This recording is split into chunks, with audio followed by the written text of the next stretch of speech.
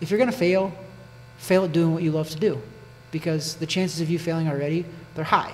So you might as well fail and enjoy what you're doing while you fail. So I think that we should be ourselves and just go on tangents. We should be ourselves. No, don't fail. It started out so motivational, and it just nosedived really fast. From St. Joseph, Missouri, here is Travis Lee Hartman.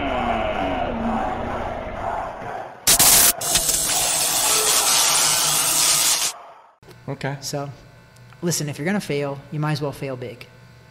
Okay? Okay. That's our goal. Is to fail big? We're going to fail big because That's the goal. After failure becomes success. Okay.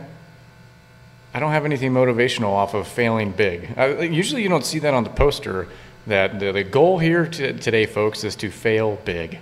And fail even bigger. But I can see your point. And bigger. Because it will lead to something. Yeah. Because everybody always talks about all this stuff. They're like, you don't have to succeed in every single thing that you do in your life. No, of course not. So there's only a couple things you have to really hit home runs with. Otherwise, I'm going to hit a bunch of singles. I'm going to bunt it. Singles and doubles. Singles and doubles all day. And then one time, I'll hit a home run. Yeah, okay. And then one time, but I'll hit a grand slam. I'm very confused now. See, we haven't even really officially started the episode, but I think we already have, right? This is perfect, though. So I know that. This is our tangent right here. This is the tangent we haven't even opened. So weighing in with Travis Hartman, here we are, episode 23, here we are. We're talking about failing big. It's true, though. So that's us. So that over there is Weekend Trav. I'm Brandon Waters, B-Money, the producer. Thank you for joining us. If you have yet to subscribe, please do so on YouTube, iHeartRadio, iTunes, Spotify, wherever you find your podcasts, we are there. And then obviously YouTube is a big one if you want to see our bright, shiny faces. Well, that maybe depends how shiny it is. Depends on the lighting, I guess. So anyways, Weekend Trav, hi. What's up, brother? What's up, B-Money? Ready to fail big today? I'm ready to fail big. Good. I think we've been failing big. So I think so. The next thing that's going to happen is we're going to succeed. But I don't think success comes without failure. No, of course not. No. I think that's been the I whole completely agree point. with that. You need to too many people are apprehensive and they don't try anything, and that's why they may never fail, but they also never truly, I don't want to say succeed, but they never truly get to where they could be. They don't, I don't know, they don't experience their whole true self. I think that, listen, I'm not trying to tell people to fail and fail and fail. That's not the point. But it's the process that you have to get to, because failure ultimately will lead to success. Correct. But don't be afraid to fail. That's the better. issue. I think that's better than failing. That's the issue. Don't be afraid. Don't be afraid to fail. Not fail big. That's not the good slogan. It's I know. Don't be afraid to fail. It's not, but it goes with the whole process, and you should listen to our entirety of our conversation, and you'll see that I didn't mean just fail and then fail and then fail. I mean, don't be afraid to fail. No. Therefore, you are gonna fail. Yeah. So fail. Fail big. What we deem in our culture as a successful person, their road to success is littered with failures all over the place. It is. Hurdles, potholes, everything on their journey to success, what we would consider success. Now, what's interesting about successful people, quote unquote, is that they never are satisfied either. They continue to push forth. They're not content, and so they continue to strive towards something even greater, which is amazing. Well, gosh, we're already doing like the middle of the show here. Like, this is usually a tangent. We haven't even talked about boxing. That was the first time a boxing word was mentioned, was right when I said boxing. Yeah, but I mean, if you want to think about it, boxing is the same way, though. So It's like dare to be great. So let's talk about somebody that wasn't afraid to fail against Danny Garcia. Errol Spence Jr. coming back from the big car accident 14 months ago. A lot of question marks with regard to maybe ring rust. Was he ready for such steep competition? Both guys had tremendous records. Obviously, Errol Spence was perfect, but they both had 21 KOs. I mean, this was a highly touted bout, and one that raised eyebrows. Why would Errol Spence take this rather than a tune-up fight, something along those lines? So let's jump into that. Let's give this fight the credit it's due. Weekend Trav, I'm going to toss the ball over to you. You run with it. Give us the rundown of the fight on Saturday, and we'll go from there. What am I, a dog? You throwing a ball and I'm running to the ball and I was fetching it and getting back? I was thinking more that you're Aaron Jones with the Packers, and I'm pitching the ball to you. Oh, my goodness. You know what? Go, Pack, go, because I want them to beat the Eagles. But So far they are, but who knows? They could easily blow it, too, in the second half. So the fight over the weekend was a pay-per-view fight on Fox. It was Errol Spence, who was 26-0, versus Danny Garcia, who I believe was like 36-2. He's only lost to Keith Thurman and Sean Porter, who Sean Porter also fought Errol Spence and lost a very competitive decision. However, B-Money, this fight, ironically enough, turned out exactly how I thought it would turn out if I made this prediction over a year ago before Errol Spence got in his accident. So if you guys have been listening to us up to the show, I was very apprehensive to give my prediction of who would win the fight because it was very difficult because Errol Spence, like I said it on the other shows too, you Google him, you will see that car wreck that he got in on his Ferrari, he got in a massive, could have been fatal car accident. The guy was really, really debilitated and was in the hospital and broken teeth, everything. Had a lot of internal bleeding, I heard. So a lot of bad stuff. And this was his first fight back. He got in that wreck last October, and for him to take on Danny Garcia was phenomenal. So fast forward to last night, which would have been Saturday, December 5th. What a fight, though. Errol Spence, to me, even minus the car accident, let's just say that he was out of boxing for 14 months. He looked phenomenal, sure, regardless. So not only was he out of boxing for 14 months, he's coming off of that huge car wreck. So, I mean, I think if you're Errol Spence and Errol Spence's camp, his promoter, all of them, you have to be very, very happy with how he performed because he looked like the Errol Spence that we saw last. And that was very good because he's undefeated. He's 26-0. Now he's 27-0 because he beat Danny Garcia like I predicted. I predicted he would. But to be completely honest, I made that prediction in my mind literally about 20 minutes before I recorded that video and put it on our YouTube channel, Weighing In with Travis Hardman. That's how, it wasn't that I thought Danny Garcia was going to win for sure, but there was just too many question marks. Sure. I try to make the best possible prediction I can. I'm been really positive at it other than Lomachenko getting upset by Lopez. Other than that, I've been pretty spot on. Yep. So I wanted to make sure that I was on again. I made sure I checked all the boxes. I made sure I looked at everything. And finally, I said Errol Spence would win. And he ended up winning a 12-round unanimous decision. So it was you thought it was a boring fight. I thought it was an okay fight. It's boring in the sense that I don't know if I would have wanted to pay money for that. Now, in months past, if there was no car accident, if this was something that was just happening a year ago, yeah, absolutely. I mean, this is the fight you want to see. Yeah. Last episode 22, I asked you a couple of questions. I asked you, well, tell me, why. I think I did this. Why Spence wins? Why Garcia wins? Maybe I didn't. But you had mentioned one of these things. One of the reasons for Errol Spence was maybe they just know something that we don't know about Danny Garcia, or maybe they just know something heading in. And I think that question was kind of answered, is that they knew Errol Spence was primed, ready to go. There was no rust. Yep. There was no rust. He looked good. I mean, and maybe you saw something from the fighter's point of view. I'm not a fighter, but he looked smooth. He looked good. The jab was obviously working. That's where a lot of his I mean, we're in a boxing gym right now. Yeah. TH Boxing facility. You want me to show you? I can show you, so I think, what Errol Spence... Is this the time where I get up? Yes, I think we get up, and I'm going to show you. If you guys remember anything about, ESPN, those Friday night fights, Teddy Atlas used to do stuff like this all the time. I want to show Brandon what I thought Errol Spence did well, and it was his jab. All right, B-Money. I'm going to be Errol Spence, who is a lefty. B-Money is going to be Danny Garcia. Which is weird because I'm the lefty, usually. That's kind of funny. Yeah. So, what Errol Spence, how he won that fight is how I teach my fighters as well, is a jab. Yep. If you have a great jab, you will literally beat 90% of people in the world. And Errol Spence constantly was doing this. Yep. Constantly. Yep. And what does that do? It blinds the guy. Yep. It blinds the guy. And then Errol Spence was going down low, Yep. coming back up. Because if you would have watched, Danny Garcia's left eye was puffy. Why? Jabs. Yep. Jabs. Jabs. That's why it might have been a boring fight. Well, because of a lot of jabs. But it also threw Danny Garcia off because he likes to counter. This is the counter. So if you're jabbing me the whole time, I'm backpedaling. I'm not protecting this eye because it's swelling up. And if you're coming in the body, I don't have a lot to come at you with. You're exactly right, 100%. When you put a counter puncher on the defensive the entire time, He's not countering because the whole thing about where instead of slipping and moving and countering off of that, he's just in here, confused. He's starting to protect his eye more, and then obviously if he's going to the body, he's trying to cover that up too. And they he doesn't have a way to come around. Errol Spence can punch. Yeah. So even though his jabs, they were hard. His eye was swollen. And early, like 2 or 3 rounds, it was swollen. So he was constantly touching, boom. And if you listen to the post-fight press conference, Errol Spence even referenced it, and so did Danny Garcia's dad. And it was the jab. The jab kept Danny Garcia off balance. So if you're a fighter, you got to know that jab started with the jab. The jab will win fights. The jab keeps the guy off balance. The guy keeps him confused, and he allows you to set up other things. So work the jab, guys. That's going to be the most editing you ever see in this video whenever we do a video on YouTube. But what we just did there, that was good.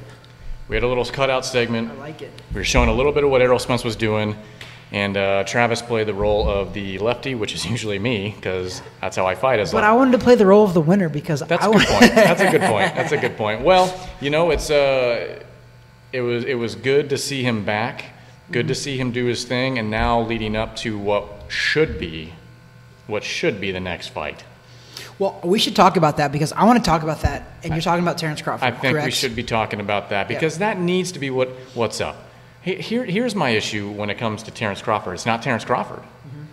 It's the promotion. Well, listen, I'm glad you said that because something happened on the night of the fights. They showed a cutaway, and they were talking about the welterweight division. Name wasn't even and on the there. best. Okay, blew my mind, and I'm like, I hope to God that Bob Arum was calling Fox, calling CBS, and telling them, what the heck are you doing? How do you not mention Terrence Crawford's name? I think the top welterweights they had was Manny Pacquiao, Errol Spence, Keith Thurman. I forget who the other one was, but they didn't mention Terrence Crawford.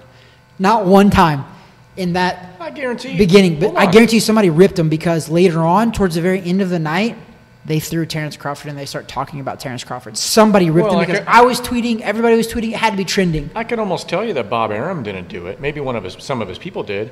That joker doesn't even promote his own fighter. He's gone on record to state that's up to him. Yeah. He literally has not only one of the best welterweights in the world, he's got one of the best fighters in the world. Pound for pound. I don't care who you are, you have Terrence Crawford in your top 5. Yeah. I have him in number 1, but most people have him in top 3. So for Terrence Crawford to be, and that's the pound for pound rankings for all the people listening, pound for pound rankings, they don't matter what belt you have. It doesn't matter who your promoter is. Pound for pound rankings are based on who you are as a fighter. Yeah. So pound for pound is very unbiased. Pound for pound is talking about the person who they think, no matter what weight that person is, they would be the best in their division. That's Terrence Crawford. So the fact that Fox even went along with this charade of not putting that on, it kind of upsets me because there were graphics. Okay, for TV they had that. That was pre-ordered pretty much, meaning they knew who they were going to put on those graphics. They had pictures, they had the records, all of that. They did that on purpose. Yeah. And that really upset me because at the end of the day, it shouldn't be about all this business, all this promotion. It should be about who is the best. And that's why I like Errol Spence and I like Terrence Crawford because both of those two guys, they'll fight the best. They want to fight the best. That's how it should be. Those two guys literally, if you know them and know their attitudes and know their competitive nature, you know for a fact they want to fight the best. And so far, I'll be honest though, I think Errol Spence's resume, up to date, it is a little bit better than Crawford's. I think so. But as a fighter myself, and I've been in the ring with Terrence Crawford, I see a different Terrence Crawford than most people see. And that's how I think that he's the number 1 pound for pound best in the world. Because not of his resume, but it's the people that he's fought and how he's beaten them and the ways that he's beaten them. That's why most people put him at their number 1 pound for pound. You're not going to find too many people that have Terrence Crawford outside of the top 3 pound for pound. You're not going to find very many experts. Most of them have him at 1 even. Yeah. So he's there. He's good. Is his resume, like I said, I'll be honest, is his resume as good as Errol Spence's? I don't think so. I don't think that Terrence Crawford has had the chance to be in the ring with greats. Not that Errol Spence has been in the ring with any greats, so to speak, but he's been in the ring with some very elite, great, good fighters. I mean, Sean Porter, That guy's a beast. He's a beast. He probably will be a Hall of Famer. His only losses are to guys like that. Very, very elite guys. So, but Errol Spence hasn't fought any greats either. So what that means is let's let Errol Spence and Terrence Crawford fight so we can settle it all, because I don't care what your resume was before that. It's only going to matter after that. Right. So when Terrence Crawford and Errol Spence meet, nobody's going to care what the resume is before that. They're only going to care after that point. Yeah. Because they think those two, it's not even deniable. Those two are the best welterweights in the world, period. In my opinion, and a lot of people's opinion, two best welterweights in the world, Terrence Crawford, Errol Spence. Should they fight? Yes. Will they fight? I don't think they're going to fight until the end of 2021 because of Terrence Crawford's contractual agreement with Bob Arum and Top Rank. It ends, I believe, in like September or October maybe. It's towards the end of 2021. So I think the only chance that Errol Spence and Terrence Crawford fight is if Terrence Crawford leaves Bob Arum, because Bob Arum and Al Heyman, which is who promotes Errol Spence, they don't deal with each other too much. Yeah. They have before, but not too much. So here's my prediction, though. I think Errol Spence will fight Manny Pacquiao. I think he's going to steal that fight from Terrence Crawford, even though Terrence Crawford deserves that fight, I think. But I think Errol Spence is going to fight Manny Pacquiao, beat Manny Pacquiao, and then fight Terrence Crawford at the end of the year in 2021. Yeah, and I think I'll add to your prediction, and I've been thinking this for several months now. I think Terrence Crawford's out. He's no longer with Arum. I think once that contract is up in September. Yep. I can't remember the exact September, October. It's towards the end of 2021. Yeah, it's just it gets to a certain point, and yes, I know that from a promoting standpoint, the marketing standpoint, part of it, yes, is on the fighter and his crew, but come on, it's just disrespectful at a certain level. At a certain point, yes. At this point, right now, when you have, if a guy's like 20-0. Hasn't really done much, even if he's a world champion at 20-0, but hasn't really done much, you can't blame the promoter too much, because the promoter's like, dude, you got to market yourself better. Terrence Crawford's like 30-something and 0. Pound for pound. Recognized in the world, pound for pound the best. You cannot tell me as his promoter that you're putting all the blame on him. Right.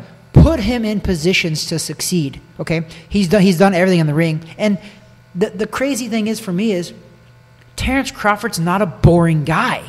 That's what I'm saying. Like, watch him, follow him on Instagram. The dude is very intriguing. The dude is very competitive. Yep. The guy he needs to be put in front of a camera. He needs to be put in positions to where people know who he is. And in my opinion, that comes from the promoter. Yeah. The promoter needs to be putting him in places to where more people can see him, because he is a hit. He's not a boring guy. Yep. I can see if he was a boring guy. To be honest, Errol Spence, boring guy.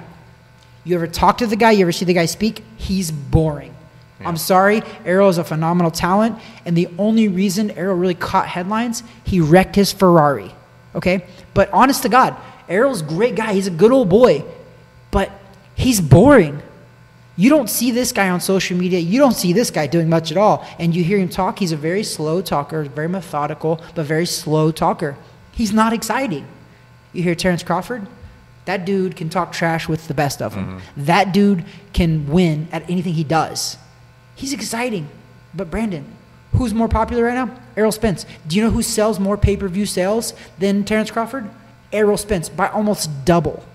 So what's the difference here? Both of them are good, and I think Terrence Crawford is even better. But who's Terrence Crawford's promoter? Bob Arum.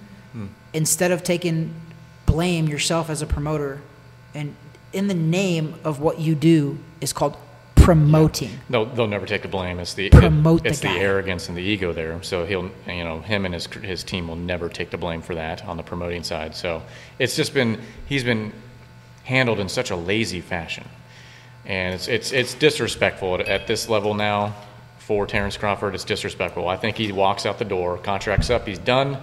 From there, who knows?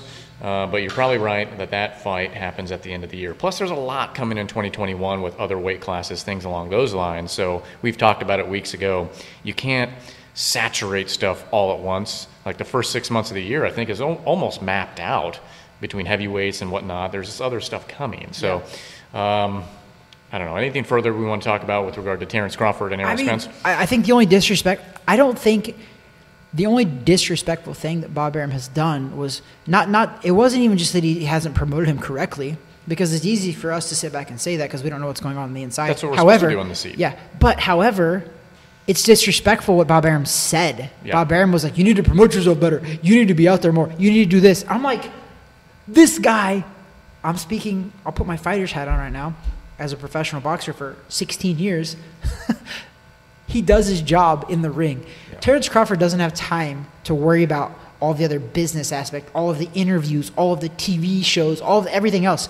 That is what your promoter does, because you are busy perfecting your craft. But also, okay, so yes, Bob Arum and all that group should be doing that more. But Terrence Crawford, his crew, should also be setting some of that stuff up for him as well. If you watch his Instagram and stuff, he's very active, but he doesn't have people putting him in places to where there's lots of people viewing it. He is getting bigger, but he's not where he needs to be. As we talk it out a little bit, I think I think the ball's been dropped on both sides quite a bit with that. I think you know what's happening? Everyone is leaving money on the table. Everybody. But the famous thing, like I've mentioned in many episodes, is Bob Arum has promoted literally almost all of the best boxers in the world from the 60s and on, right? Mm-hmm. He's been with Ali. He's been with Lynn. He's been with everybody. Floyd Mayweather, Bob Arum promoted. But do you know when Oscar De La Hoya as well, do you know when all of those guys finally became great? When they left him.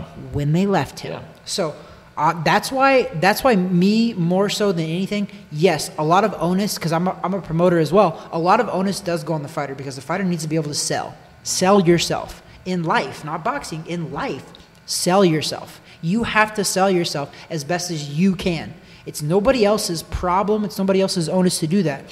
However, I do believe that Terrence Crawford has sold himself as best as he possibly could in this day and age, because he's all over social media. Sure. He really is. So now I'm looking at the other thing, which is his promoter, who Terrence Crawford hired and signed with to promote him. Yeah. And now all I see is, I don't see Terrence Crawford making any excuses. He's like, I fight, I do my thing. He's not even blaming Bob Arum. Bob Arum was the first guy that came out and said, well, he needs to promote himself better. I never one time heard Terrence Crawford come out and say, Bob Arum is not promoting me well. He didn't. None of the interviews, nothing. The only time I ever heard Terrence Crawford address that issue was when Bob Arum came out in an interview and said he needs to promote himself better. So to me, I'm just like, Terrence Crawford, I think, is taking on that responsibility, and I don't think Bob Arum is. I think Bob Arum, at the end of the day, he's an old promoter who's seen a lot, and he's responsible for a lot of great fighters. He is. No, I'm not taking any credit from that. But he doesn't care. And that's, if you're Terrence Crawford's people, Bob Arum's filthy rich. At the end of the day, if he loses you, he doesn't care, because he's got others in line. Because who else is in that stable over there? He's got a ton. Yeah. He doesn't have Manny Pacquiao anymore, but he has a ton. But you would think when one of your fighters' names is always brought up, other than that one graphic on the pay-per-view, when your fighter is Fox Sports always brought up in the pound-for-pound best fighter in the world discussion, you would think you would look, if you would sit back and look at, like, this is your portfolio, you'd look at it and like, well, maybe I should kind of, promote that a little bit more, because they're already promoting for me. If I put a little gasoline on that fire, everybody makes more money. Yep. Everybody. But I don't think he cares, and that's where Amazing. I'm friends with Terrence Crawford, and that's going to be the next text that I send him is, Terrence, I'm not talking crap on Bob Arum, because he is your promoter still. But if you want to be great, you got to leave him. You do. Period. They always say there's friends for a reason and friends for a season. Yeah. I think Bob Arum was a friend for a season. Wow. Okay? And I think it's time to move on. I think he served his purpose. And Bob Arum is genius for serving those purposes. He has developed a lot of great fighters that we've all heard of. Muhammad Ali, Oscar De La Hoya, Floyd Mayweather. Those are all products of Bob Arum. Mm-hmm. So he does serve a purpose in boxing.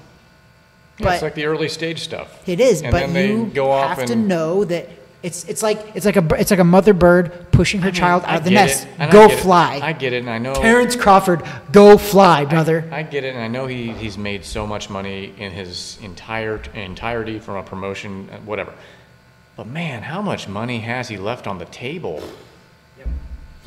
So much. And that's the thing. Brandon, that's something else that we don't talk about enough, is that me and you, we don't get complacent. And I think Bob Arum has got complacent because he's super rich and he's 80-something years old. What's an extra 10, 15, 20 million to him? He's like, I'm going to die, you know. Like, I'm not being morbid, but like, he's 80-something years old. He's already outlived the average age.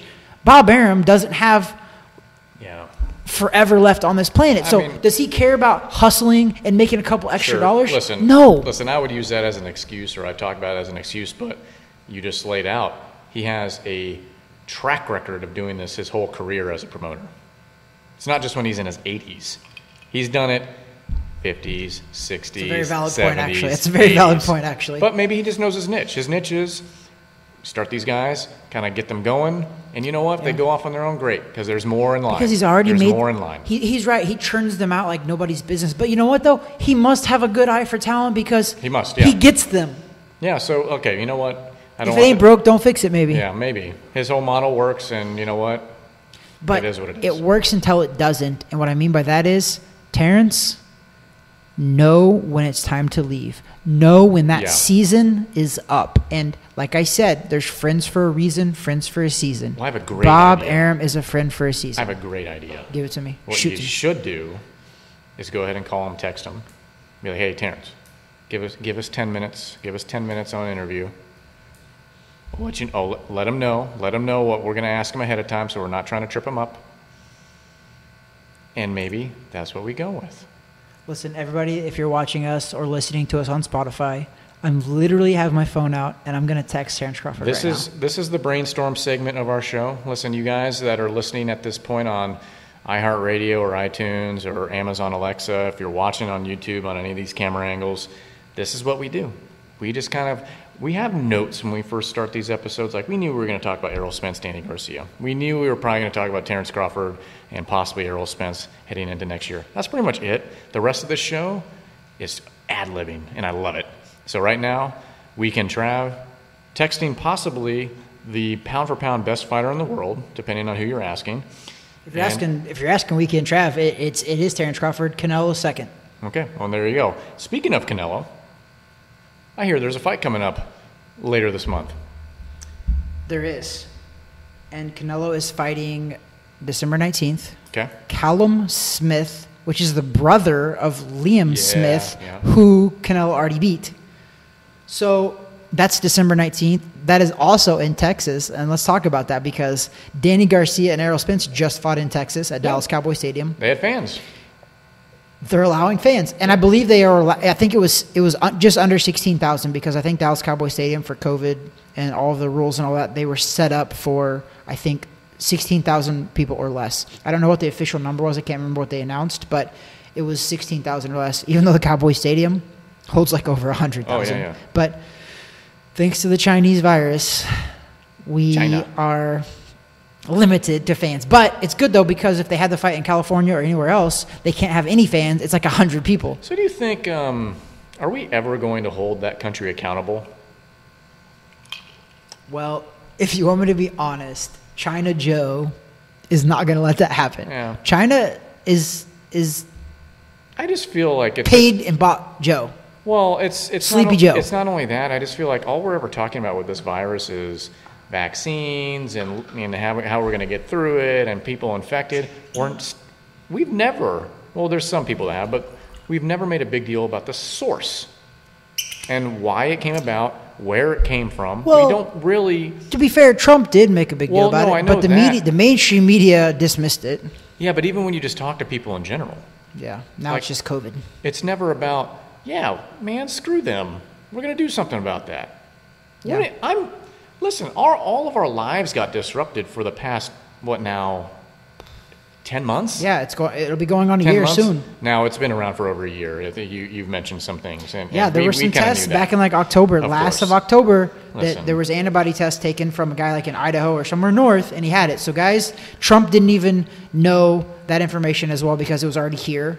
So, I think it's been here for a while. If you're hearing our voices or seeing our faces, shouldn't we all be a little pissed that our world was basically upended for the past 10 months. And how has China's world been? They've been back to normal for I mean, listen, they had to go for through a little bit. They had to go through their own crap too, and I get that. Not the same as us.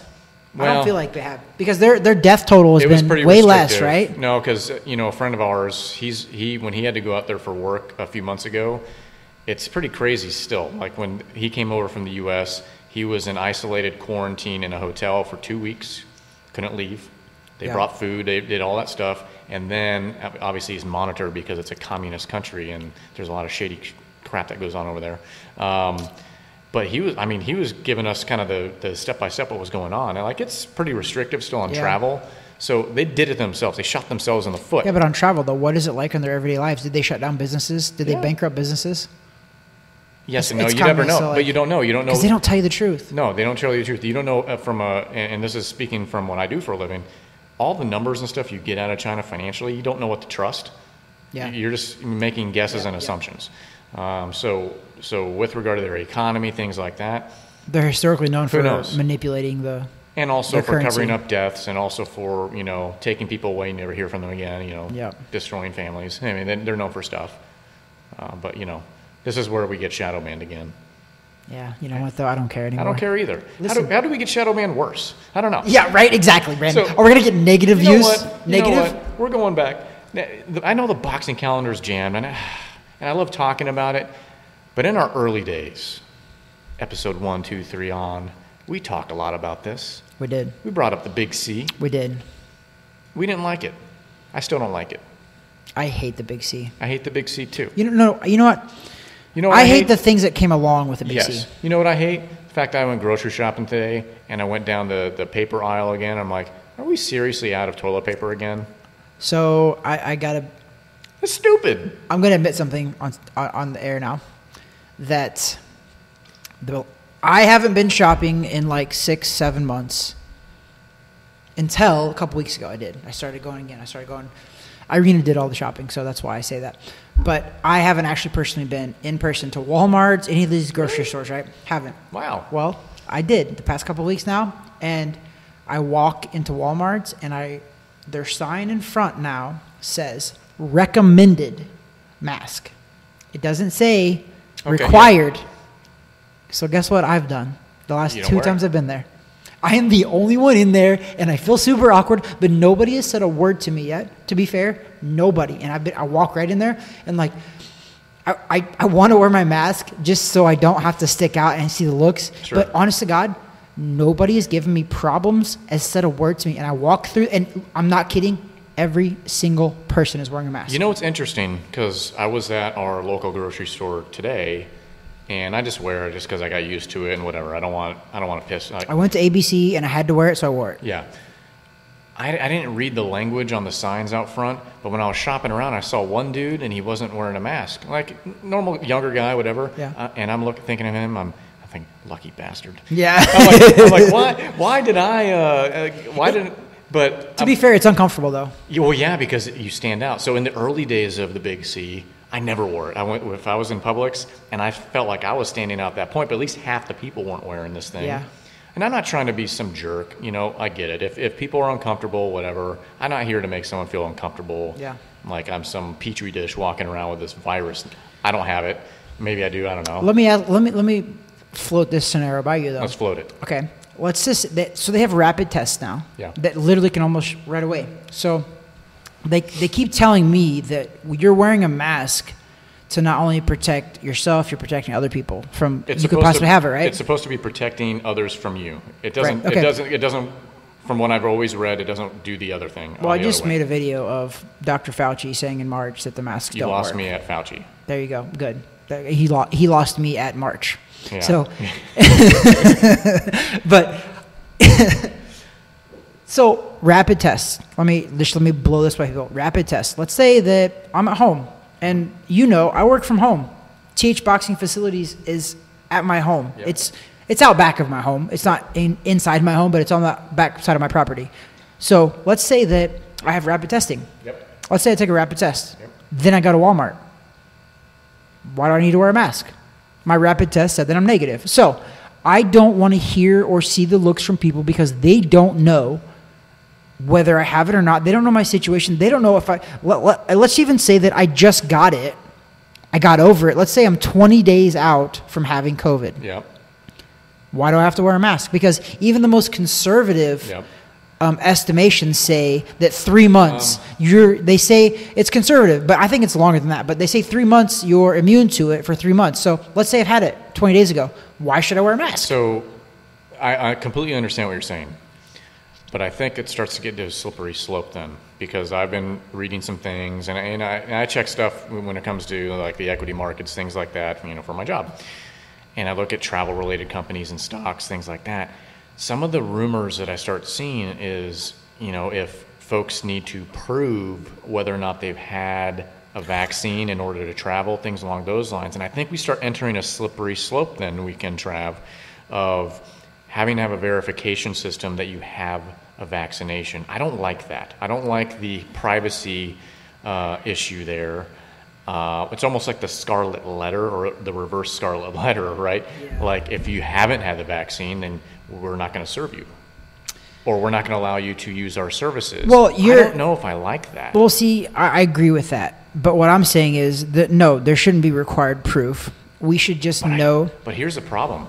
I think that door is cracking open a little bit, and it's getting a little wider every day, especially when there's some businesses now that are some jobs that are actually going to make their when China Joe gets in office, because I think ultimately he will. I don't like the direction that's headed. The possibilities are not very good. That's up to this point, civil liberties, having to wear a mask, whatever. I mean, it is what it is. But if we have to start... If I have to wear a mask for businesses to stay open, I'll wear a mask. Yeah, Don't effing shut down businesses. But if we have to start proving we've had something injected into our body in order to utilize such services... Where's HIPAA at on all of this? Exactly, my point. Yeah. Where's HIPAA at? Exactly. HIPAA, where are you at, HIPAA? HIPAA. Exactly. Come on, HIPAA violations, where are you at? I don't like the slippery slope that we're starting to go down. You're right. That's also a question that I definitely have as well, is that where is HIPAA at in all of this? Like, where is when I don't get this when Trump announced that he had COVID. Recently, Rudy Giuliani has COVID. What I don't understand is why they announced that. Is that not a HIPAA violation? I mean, Rudy okayed it, but why would you okay that? Or is a pandemic, does that equalize? Well, I think they do. They do because they're in the spotlight right now. Like Rudy being at the head of all the legal stuff, he probably has. I mean, I understand why they put that out there, but also they're doing it because they're going to show how rapidly they get over this thing. Yeah, and Rudy's older. Yeah, so I don't know. Trump was older. I tell you what, he's at the age. Let's take our break here. We could probably talk Big C when we get back or whatever. We can. Always. It's just really it's starting to frustrate me more. I'm more starting. Well, yeah. I feel like we have ignored it because we are so frustrated. And I think, yes, and I think there's also some complacency involved because we've just kind of gotten used to living a certain way. I hate that. I do hate that too. I sat in church this morning with my family, and I'll do what I got to do to go to church. We sit there, we got to wear the mask. At least you got to go to church because some states are not even allowing church service. It's nuts. Like, we forget very often here, Weekend Trav, that we live in Florida, and it's a luxury, all these things that we get to do. Right. We get to go places. It used to be a right, but now it's a luxury. Friday, me and my family went to Epcot. Like, we go to Epcot, and we went to church, obviously, today. You wore masks as well. I saw it. So, you guys were doing your due diligence. So my comment on that Facebook post was all smiles from the Waters crew, but no one actually made mention of it because we're all wearing masks. That was my joke. And I commented on that, didn't I? I don't know if you did. I liked it. I don't know if I commented, but I liked it. I did like it. So, anyways. I didn't comment, though. That reminds me, I got to post something positive. I've been trying every day something positive to inject in everyone's life. The world could use it. The world could use that. But don't use the word inject. You know who else? Not with vaccines out there. Don't use the word inject. Yeah, but you know who else? You know what else is positive? What? Our media partners. Ooh. TH Boxing, Gulfstream Financial, IF Enterprises. Thank you. Thank you for your media support. We always appreciate it. Also, you know what else is positive? Our subscribers and followers. We love you guys. Thank you. We always love you guys. I love you. I love you. I love you. But you know what we could use? More to love. If you have yet to subscribe or follow our content, you should. Whether you're finding us on YouTube, iTunes, Instagram, iHeartRadio, we're all over the place. We haven't even talked about Weekend Trav yet. No. Maybe that is the cliffhanger. We'll get that on the back. The cliffhanger, Weekend Trav. There is some stuff going on underneath that zip-down sweatshirt? Listen, first of all, I know you're naked underneath all that clothing. Me? Mm-hmm. Well, I'm naked under all my clothing. Exactly. That's day. the whole point of it. Okay. Anyways. You actually thought about that. I did think about it. All right. Anyways, we're gonna. You pay me the big bucks to think, okay? I'm always thinking. Hey, AKA B Money, AKA producer. Yes, All this right. guy runs the show. So, anyways, we will be back in a few moments, and we're gonna keep talking about stuff. We're gonna reveal Weekend Trav, as well as what alcohol we're drinking, because we do a different alcohol every single episode. Not just alcohol, whiskey or bourbon.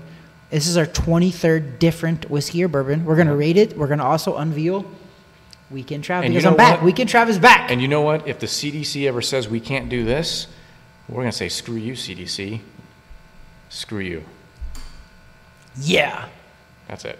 We'll be back.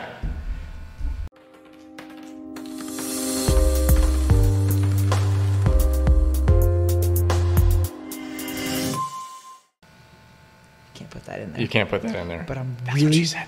really. I feel like you should put that in there. Okay, I can put that in. Okay, so we're back. We're back from break. And without further ado, it's Weekend Trap time. We delayed long enough. It's the unveiling. It's We've the never unveiling, delayed this yeah. long before. I usually do this in the pre-record Facebook Live that we do. I usually have it on. And then we've never went this long in our episodes of not showing Weekend Trap. Frankly, I just think we forgot. I think it happened, actually. Okay. We got off on our tangent. Let's just do this now. Let's take care of this. Here it is. For those listening on the podcast streaming services, Weekend Trav is starting to strip down. He's taking his sweatshirt off. Oh, and he's wearing sweatpants too, which is amazing. That's a Looney Tunes shirt. Did I say turd? But wait, listen. Who do we got? We got Tasmanian Devil. Yep. We got Bugs Bunny. You got Duck, Marvin the Martian. Marvin the Martian. Speedy Gonzalez, I see him on there. Yep. Everybody. We're not sponsored by Warner Brothers. But we should be. But we should be. But we should be. So that, I guess, is now... What has happened to Weekend Trav? Listen, Weekend Trav is not specific. No, he's not. Weekend Trav is Weekend Trav. Just like B Money's B Money. Hey, money is money. Money's money. Money's money. Hey, all money's green. Weekend Trav. All money is Weekend green. Trav. It's true. So Although- there you go. We're sporting the Looney Tunes. We were talking before, like when we were in like 3rd and 4th grade, Looney Tunes was like a big deal. Like they were on everything. That's all, folks. Like sports shirts. What they always had the Tasmanian Devil, like wearing like I don't know. It was like it was everywhere. So you want to know that I actually have a Tasmanian Devil tattoo on my left shoulder blade? That's right. That's hilarious, and I'm not going to show that. No, let's not. Definitely Let's just not. not. So, anyways, that is the Weekend Trav attire. Have you had that shirt, or did you? Don't tell me you just bought that. I just bought it. Serious? What led you to actually like search for that? So I wasn't searching for that because my typical Weekend Trav outfit is a tropical shirt. So I was searching for a tropical shirt, and this just jumped out at me like Bugs Bunny. He jumped at me. Yeah. But Yeah. I'm a little upset that I don't have Tom and Jerry, because I was looking for a Tom and Well, that's Jerry. not Looney Tunes. I know, but I was looking for Tom and Jerry. And I settled for Looney Tunes. That's Hanna-Barbera, isn't it? I don't know. But either way, I love them all because they Yeah. were all during my time. Yeah. And yours as well. It was, yeah. So, all of these guys, I always like Marvin. the Martian. I always like Marvin the Martian. wow. I like Marvin the Martian. Everybody. So I love them all. However, I was looking for the cat and the mouse, and I couldn't find them. Jeez. Okay. So we just hold on. We're just gonna a hard pivot. Hard pivot. So we are drinking today. Sorry if I moved away from the mic there.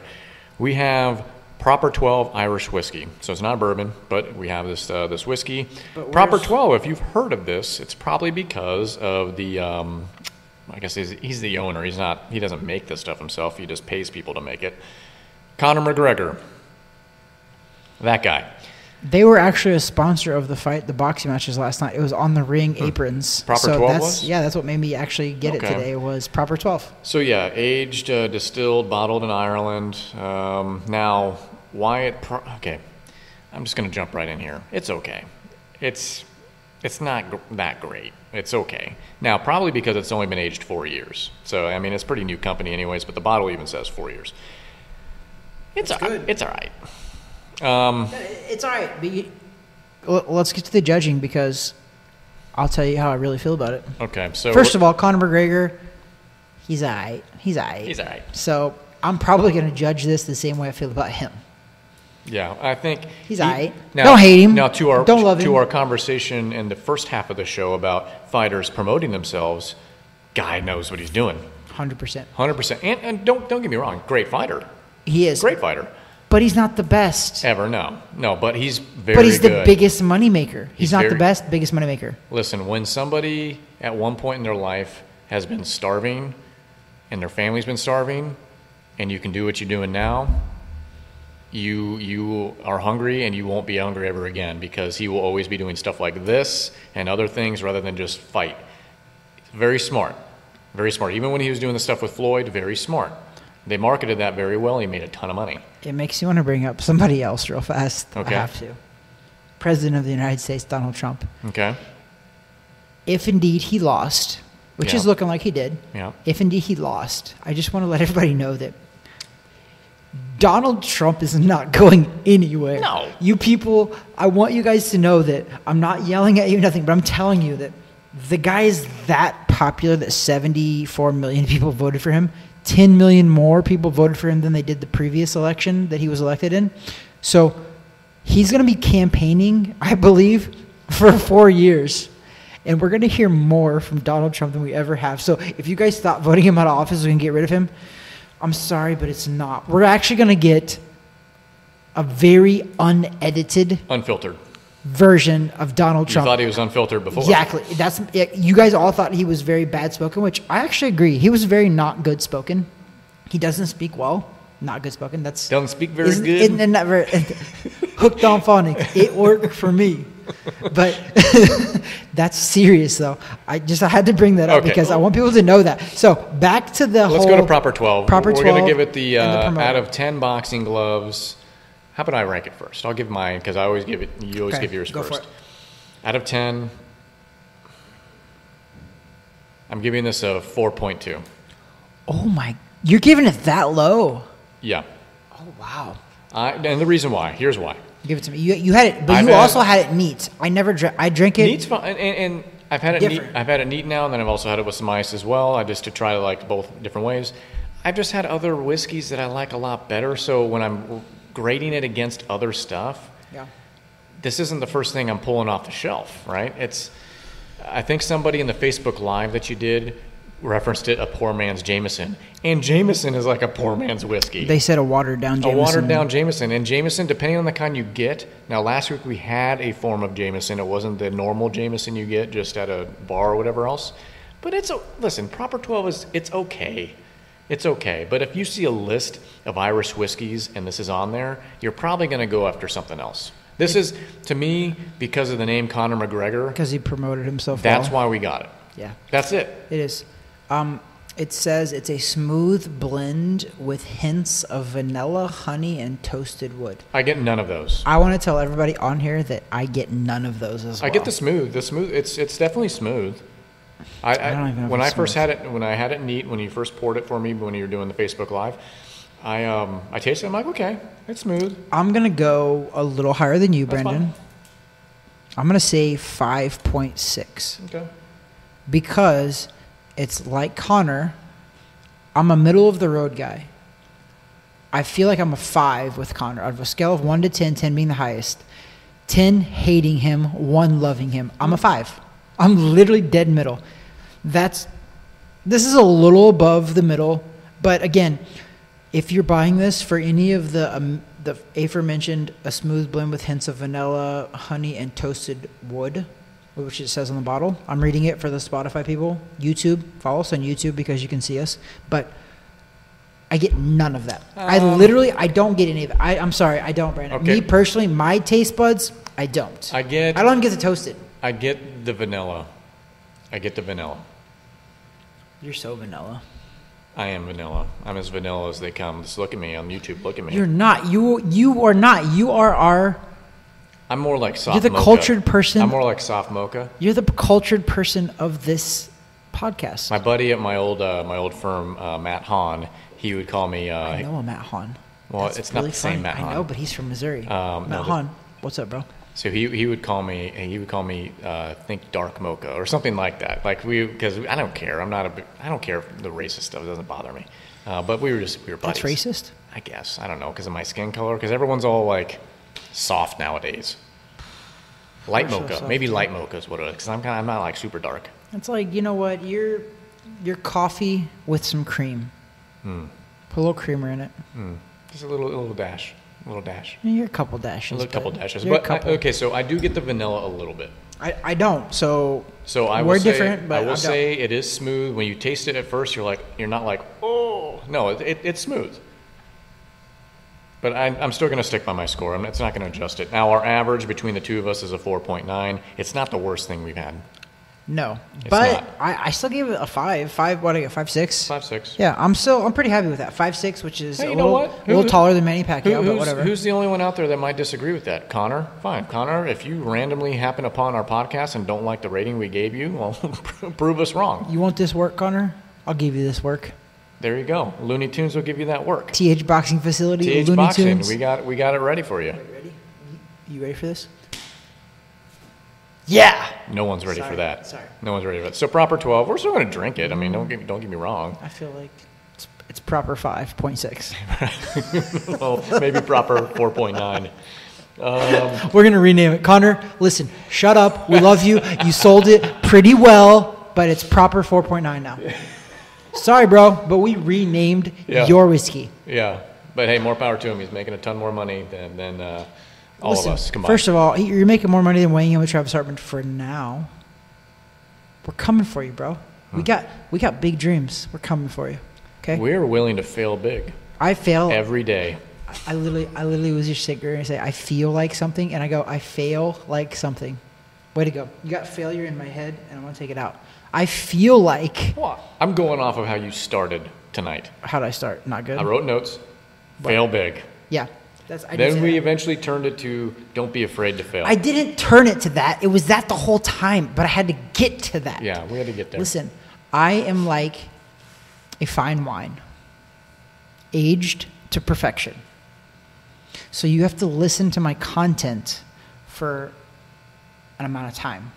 I don't say the best things right away, but if you put them all together, they're great. So when I was saying fail big, I was leading up to the fact that you should not be afraid of failure. So in that regard, if you're going to do something, do it bigly. Bigly.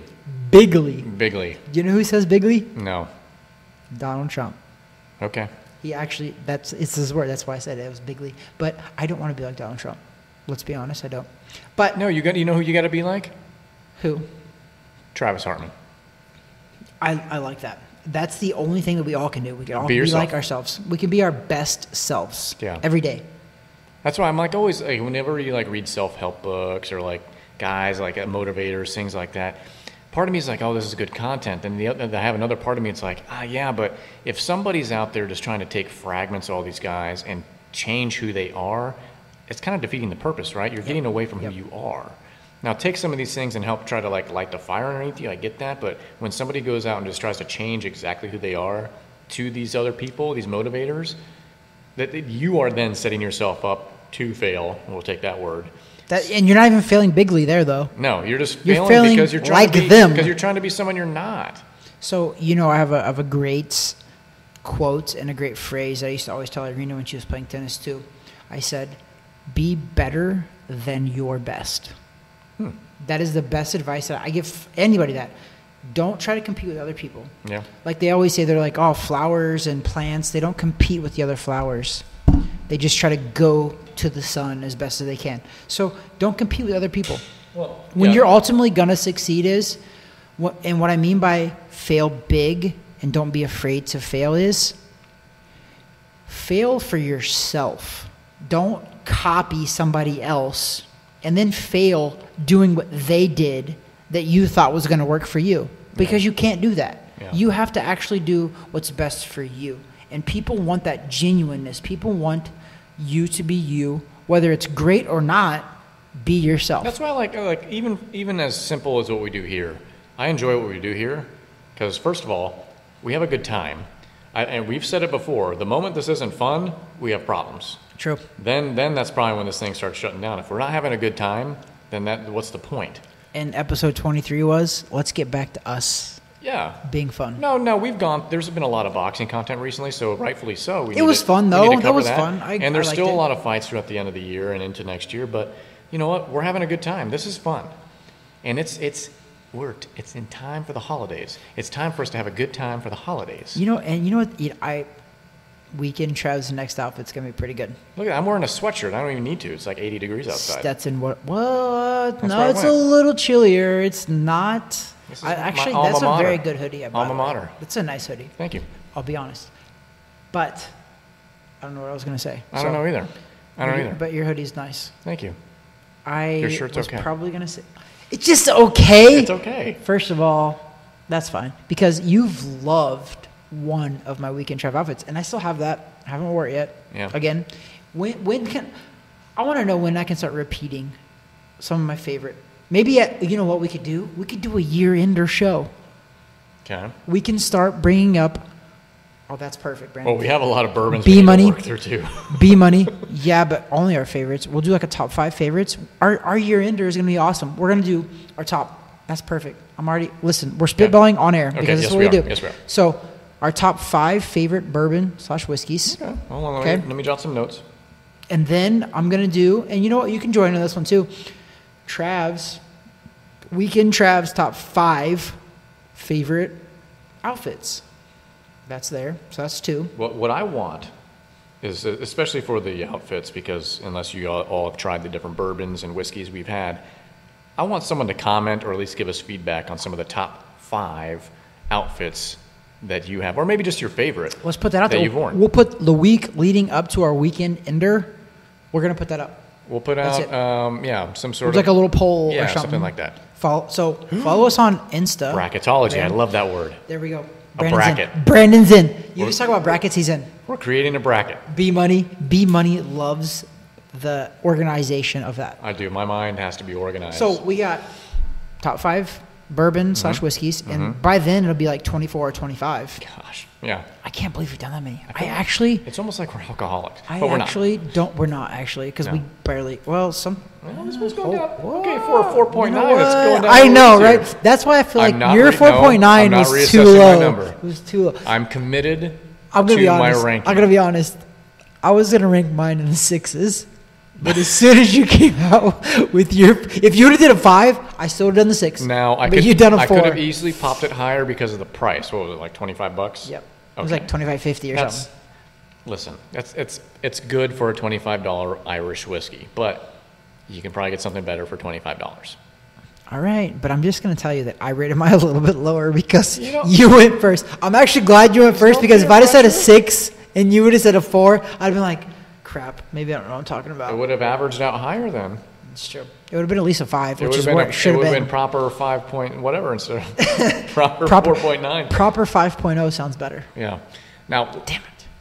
Well, when we were at Brian Price's house for the Tyson fight, he had that advent calendar of all we should text whiskeys him and see and how bourbons. that's going. Yeah, we should. Well, he's on new ones then, because he let us do the first 4 days. So he's on. There was some stuff. He's on day 6. There was some stuff there that was gross.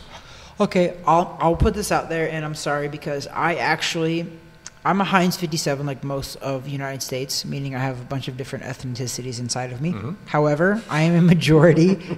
That is not what she said. I am a majority. I'm a majority Italian. Okay, yep. But Italians do not know how to make bourbon or whiskey. No, and there's an Italian one. I had the Italian one on the advent calendar. I would have rated that one a 1.2.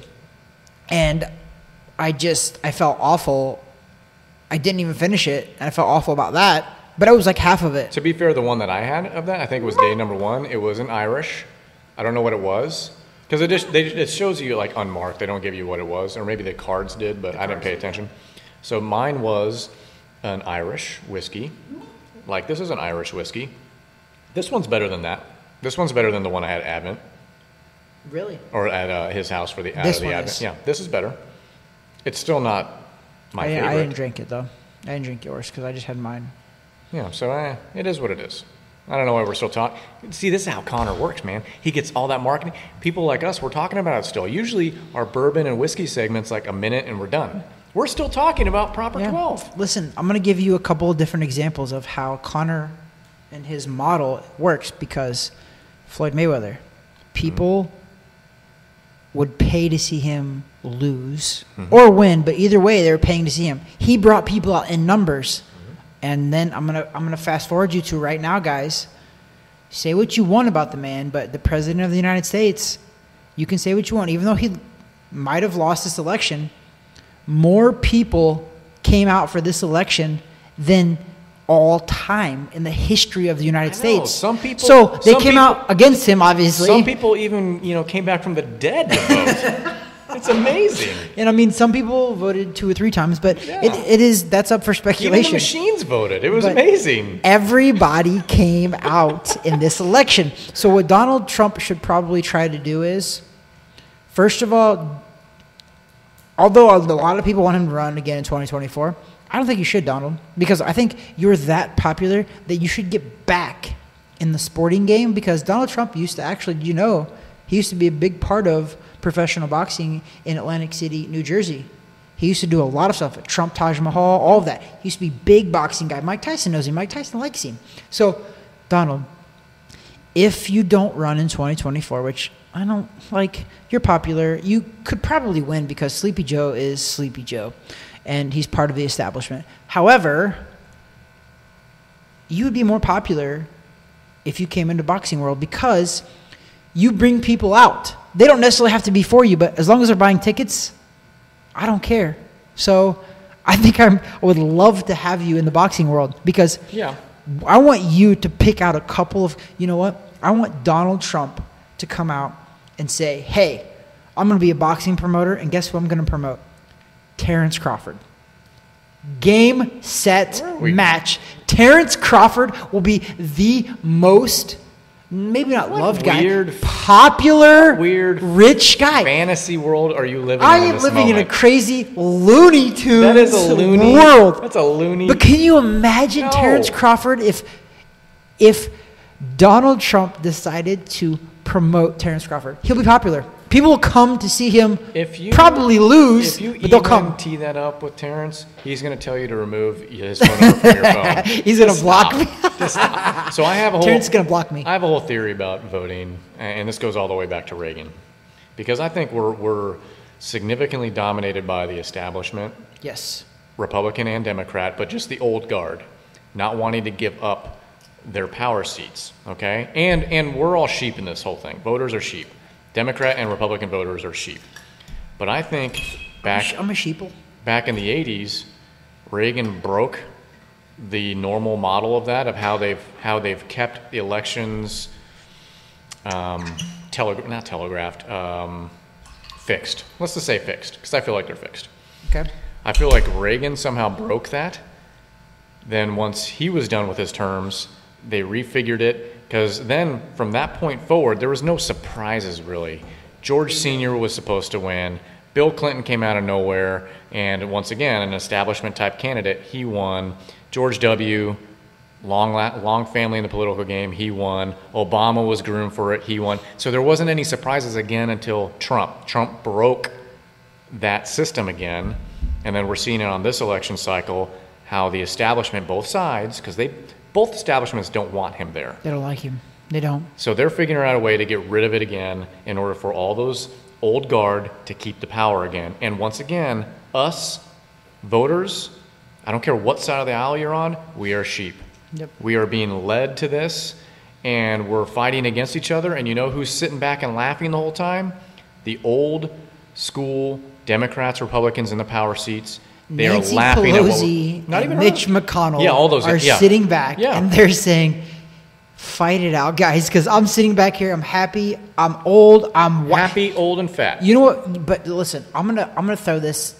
I'm gonna throw my version of the race card in there and saying that Democrats want to be like, oh, we're the people of all races and religions, whatever else, right? They're not. Okay? They elected an old white guy. Yeah. Who they like to claim that is white supremacist. America is white supremacist. We are an all white, blah, blah. But yet, what'd they do, Brandon? They voted overwhelming. Okay, this is where I have a little bit of a glitch. Well, take a step back. Even their two finalists were two old, rich white guys. I know. And so, but the funny part is that Barack Obama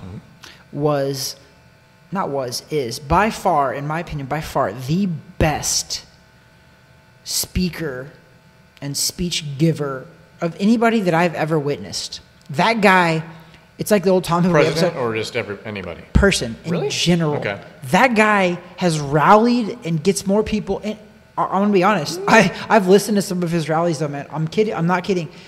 He speaks so well. Oh, no. I'll get that. Yeah. He's a good polished. Speaker. He knows what he's doing. And he knows how to bring people on board. But it's empty stuff, but yeah. Yes, it is. Agreed. But that's why I think that he is one of the best, snake oil salesmen. Well, yeah, but then also, listen, take our guy, Trump. Yes, he's backed up a lot of the stuff, but a lot of it's almost like some of the playbook from Obama. Rally the crowd, hit the highlight points, hit the bullet points, get them energized. It's the same stuff. It is. And it's the same stuff in a different model, meaning correct. Trump speaks very horrifically. He Yeah, does. But he fires his base up. But what I'm saying about that, though, is Obama got – I was going somewhere with that because, like I always tell you, I don't ever mean – listen, Brandon, I'm playing chess. Y'all are playing checkers, okay? Okay. I go somewhere with my speeches. So it's not just that. What I mean by that is Obama's a great speaker. He fired up his base enough to bring on the moderates. And that's ultimately, every politician knows this on both sides. Whoever can bring on the middle class is going to win. That's who wins elections because their base is their base. Democrats are going to vote for Democrats, hardcore ones. Republicans are going to vote for no matter who they are. Right. Trump made it. People make fun of this, but it's true on both sides. People make fun of this. Trump was like, I could shoot somebody and they would still support me. He's not wrong, actually, because they would. What people don't realize is we only have two choices. Mm-hmm. We either have him or the other guy, okay? So we're choosing the least worst of the two. We're not choosing the best. But what I mean by that is, back to Obama. Obama was a great speech giver. He did a lot. He spoke well. He brought people on well. He motivated people. He did the opposite usually of what he was spoken, but not the opposite, but he would massage your ego and then do something else behind closed doors. He was essentially a snake oil salesman, what they call. A lot of politicians are that. They are. But what I'm getting to is that he was so good at what he did, and he brought on a lot of the middle ground people. He really did, and he won 2-term. He's a 2-term president, which is phenomenal. But what I want to say about that is Joe Biden is nowhere near who and what Obama was and is, yet he got 80 million votes. I think Obama got 65 million. So I think we all should look at this election. I don't care who won. Look at this election and think about that. Joe Biden, let's be honest, he is half of the man that Barack Obama was. And I don't think anybody listening to our show would disagree with that. Right. Joe Biden is half the man Barack Obama was. Yet he won over 15 million more votes. Record amount of votes. Explain that to me. Yeah, there's no explain that to me. There's no Looney Tunes. Explain that to me. There's no explanation, and we also have to keep in mind also those two elections that Obama won. He was going against McCain and Romney. Yeah, Romney had a better shot, probably. I don't know. Not exactly two powerhouses now. On two guys who are rhinos now. I just really have. Well, one's rest dead. In peace. Rest in peace. Sorry, yeah. But I just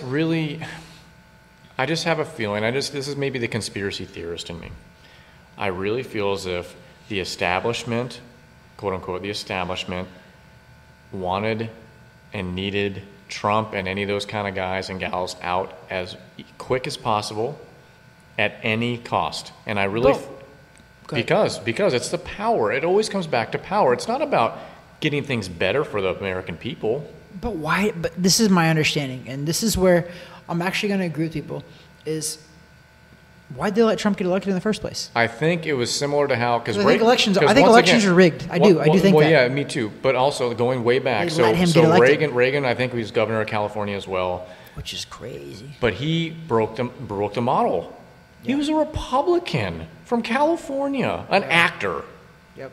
He broke the model and broke, however, in my opinion, however things were fixed up to that point. Yep. And he figured out how to break that system for 8 years. And then they fixed it. However they do it to us. Term president. However they do it to us, they fixed it all the way up until the big D, Donald. He broke it again. The big D. He broke it again. And then they figured out how to rework the system to get back to the establishment. Because look, guys, our president going into 2021 is going to be a dude that's been up there for 40 plus years. 47 years.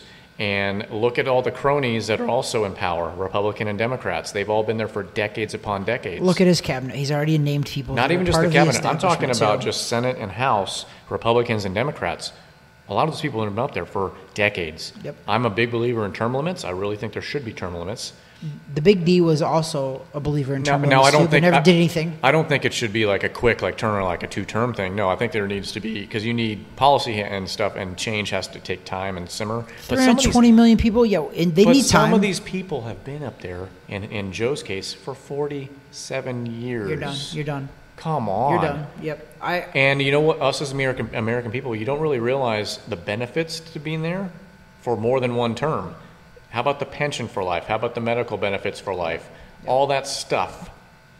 And that's what's happening underneath our noses. I think the establishment wanted the power seat back and for all of us to be blind sheep. And here's where we are in 2021, back to being blind sheep. Yeah. We're back to arguing with each other about stupid one side versus the other side. And politics shouldn't be that way. It shouldn't be that way. It should have been whatever happened to... I feel like I'm talking globalist here, but I'm not, because I don't believe in globalism, because I believe every culture, every country, everything is different. So I don't believe it's one broad stroke as all of them. But we're the United States of America. We're 320 million people. Can we not come back together? It's called the United States. As long as we have... Listen, this is why our founding fathers and our Constitution, I believe people should respect it even more now to this day, because it's over 200 years old. But look how amazing these people were, though.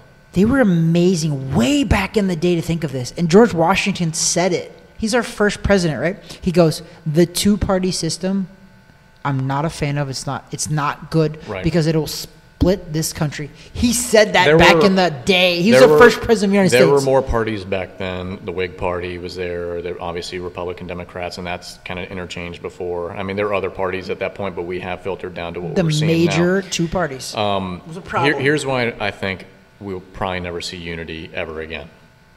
And here's why. Here's my test. When you look at September 11th, we had unity as a country at that point. But how short-lived was that? And that was an attack on our soil. And that unity was short-lived, because the moment somebody in power, both sides, could profit off of that for power purposes, they did it, and they spun us against each other. And here we are already in such a short period of time off of that kind of an attack. I don't think we ever see that kind of unity ever again. Well, or if we do, it's short-lived again. Yeah. Well, let me tell you why I do support Donald Trump in his policies and him as a policy maker, as the president, is because, you know how I think that we could have came together as a country? Is if he would have done what every other Republican president has done. Started a new war. I know. Listen, And we're so. if he would have started a I new know. war, he had multiple opportunities to do it. And the sad thing is, that's going to be his knock on, probably Republicans are going to tell him privately, bro, if you'd have went to war, you would have got elected it's again. Incredible. And that's sad. It's incredible that I get it if you hate the guy, whatever. You can hate whoever you want. He's pretty easy to hate, But though. the fact that you don't give him that credit, like he's bringing troops still back. Afghanistan. We're trying to zero that out. Yelling at him for that. Yeah, like we're trying to get out of wars. We haven't started a war. If anything, It's the first time in I don't know how many years we haven't started a new war, like 40 plus years. and yet some of the criticisms of him that you hear from the ultra left is, oh, he's crazy. He's still the guy that has the finger on the button. Are you kidding me? He's actually doing the opposite of all the other people. He could be doing that on his way out right now. He could be doing crazy No, stuff, and he's not. He's still actively trying to get our troops home. Like, I don't care if you don't agree with anything else. You got to agree with something like that. We're not the world's police. Well, I mean, We shouldn't be. I know we shouldn't be, but we are. The United States of America is the world police. That's what we are. Whether we like it or not, we are. Yeah. So That's why we have the biggest military budget, like 40-some countries combined. I just have a feeling he obviously he was not the prototype president. Nope. And the prototypical politicians don't like that either side, and whatever it takes to get him out, they got him out. Yep. And I think once again, So far, they've gotten him out. voters, left and right, we're all just all blind to it. We're all blind to what's really going on, and it's all about power, folks. And hey, before you know it, while you're watching this video on YouTube, they're going to shut it down. They're going to put an ad up there, and they're going to take the video down and shadow ban us. They do it all the time. Conspiracy. Listen, first of all, we can't accept normal failures because we want to fail big, like I've said, right? So right now, I don't want we're failing on the small scale. So yes, listen, again, agreed. I'll reiterate that I don't want you to go out and fail. I don't. That's not what I'm predicting. I don't want you to go out and fail. I want you to go out and not be afraid of failure. So go for it. And this podcast, Brandon, we're going for it. That's what we're doing. We're going for it. Here's my message then to that is, it's not about failure, it's about doing. We want you to go out and do. And don't be afraid of failing. Go and do. Not to go do, but go and do. You do. You do you. I do. And we do. I do me. You do you? Russia. I don't So, know. what else do we got? What else do we got from, are we done with politics? Well, we'll never be done with politics for the simple fact that we're drinking out of 0% liberal. That's true. Listen, Wait, but listen, I want to tell you this, though, because I had a conversation with one of my clients about a week ago, and we were talking about, like, healthcare, things like that, and I do a lot of, like, charity stuff, and I believe that people need help that deserve help, things like that, Of course. right? And he was like, he looked at me, he was like, Travis, you do realize that you're being liberal. I go, I didn't say I was, but wait, I was like, I didn't say I am like, I'm not a far right conservative. I'm not. I do believe people need help, but I've been all about it on my Facebook page, and if anybody follows me, which a lot of people probably do that follow our page, I say this because people have been talking about, oh, they're like, you guys are all crazy because Jesus Christ was a socialist. Oh my gosh. Okay, I got to talk about it. That Jesus Christ is not, because socialism demands people who have stuff give. They make them. it's forced. Jesus Christ. Give it the choice. Exactly. So that's my point. Yes, is Jesus Christ has a socialist type of mindset? Probably. He probably does. Yes, because he wants to help people. Well, but what I tell people this, and I believe this, and this is in our government, this is in the new age that we're in, is that you give a man a fish, he will eat for a day. Teach a man to fish. You teach a man to fish, he will eat for a lifetime. I proclaim overwhelmingly, let's educate and teach people rather than rely on the government to give them a check, because what happens when they get a check, they become reliant and dependent and don't do anything. So two things. One, unfortunately, that will never be the case because the people, once again in power, don't want that to be the case. Because they want to have their jobs. Government needs jobs. They want to keep people under their control. And what's the best way to do it? Keep them from being properly educated, keep them with their hands out to the government. That's one. Number two, going back to the Jesus Christ socialist stuff.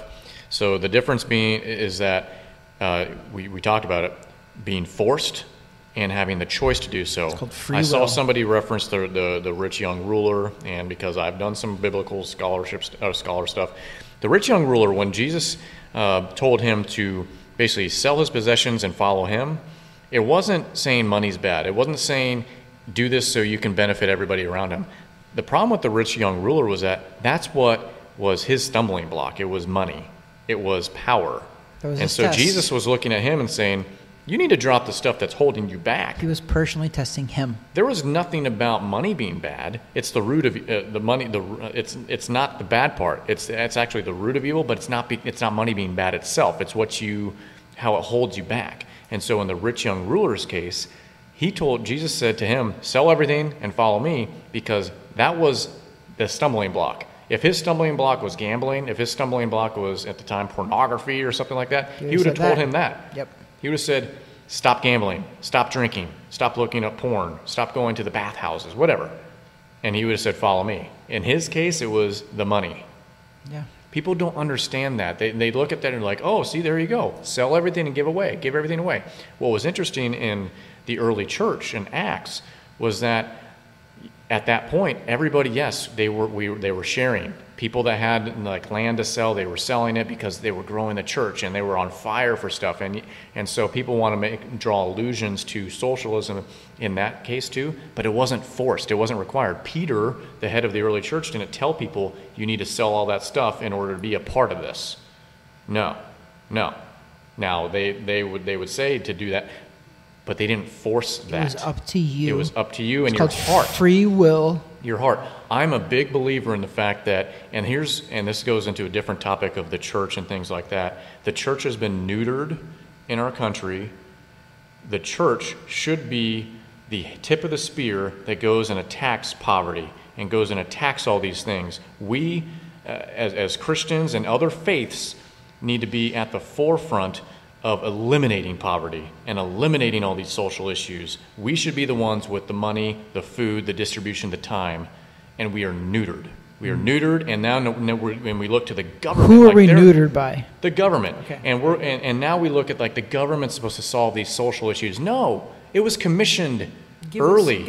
In Christianity, it was commissioned that the church does it, and in other faiths, you're commissioned by your faith council that you're supposed to be the ones at being the spearhead of this stuff, not the governments, not the world governments. Wake up, everybody. We are in a controlled bubble, and we do not see it. And it's such a topic as poverty, as people starving. It shouldn't be up to the government to do that. Now, can they help? Absolutely. Yeah. But unfortunately, I think they help with the wrong motives. But what I want to tell people is that most of these people that are in serious need of food and all of that, how many churches have ever turned away somebody? Exactly. Zero. Because if this church turns somebody away, you know what they're probably going to do, and what they're, as a rightful church should do, is like, we cannot take you on, but here's a church that will.